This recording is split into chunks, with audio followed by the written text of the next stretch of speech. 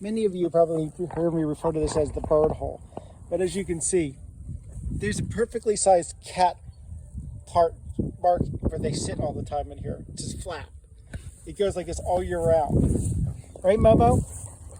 Right, Momo? He says, I got up for a second. I need to eat some grass. After, you didn't even make an attempt on the red-winged blackbird as it taunted you. It's tired. See, it's later in the evening. I'm tired. Long day. Yeah, you guys are funny.